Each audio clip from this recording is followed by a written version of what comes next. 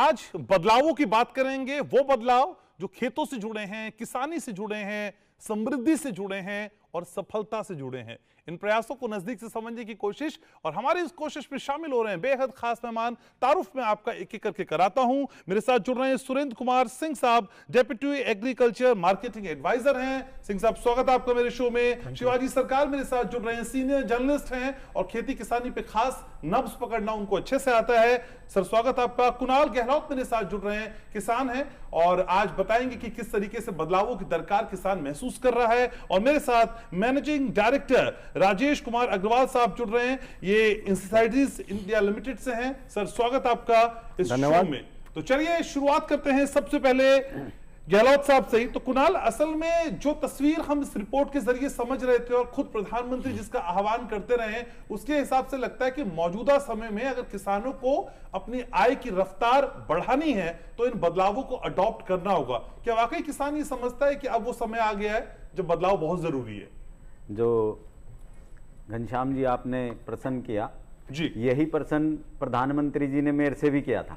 मैं अच्छा। भी उस जगह पे था जब 109 वैरायटियों का अभी प्रधानमंत्री जी ने कृषि क्षेत्र ICR में जो है 11 अगस्त को जी उनका हम किसानों को सौंपी।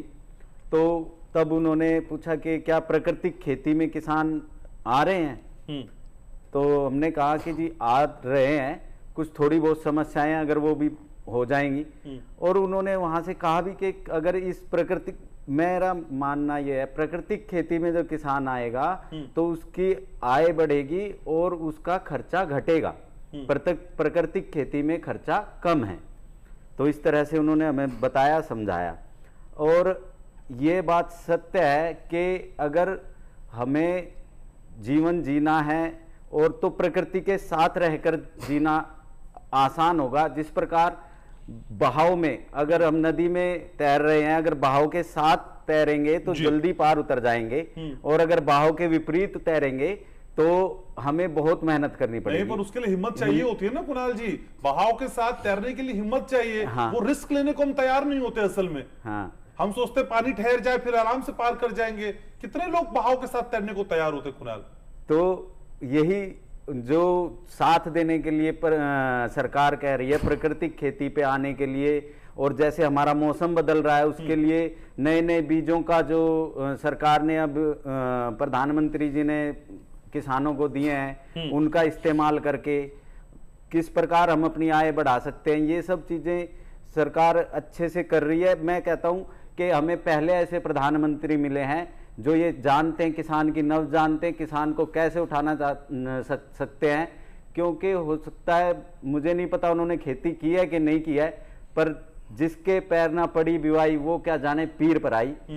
तो कहीं ना कहीं उन्होंने भी खेती की होगी, क्योंकि इतनी बारीकियों को जब हमने उनको इतने नजदीक से देखा और सुना और समझा तो हमें पता चला कि कहीं ना कहीं इन्होंने भी खेती जरूर कर रखी है। वरना कोई नहीं बता सकता कि अगर मान लिया शोध करके कोई बीज वैज्ञानिकों ने निकाल दिए हैं तो वो समझाते हैं हमें कि आप अपने थोड़े हिस्से में लगा के देखो पहले इन्हें, आपकी प्रयोगशाला में जब ये पास हो जाए तब आप इसको पूरे में इस्तेमाल करो। इस तरह की इतनी जानकारी, इतना ज्ञान, और एक तरह का पावर हाउस है। मतलब उनके देख के कई बार तो हम स्तब्ध रह गए, पूरी रात हम सोए नहीं सब लोग। मिलने के बाद मिलने से पहले नहीं सोए, और फिर मिलने के बाद भी नींद नहीं आई होगी। मिलने के बाद तो पता नहीं क्या क्या हुआ हमारे साथ, हमें मतलब खुद भी। ठीक है।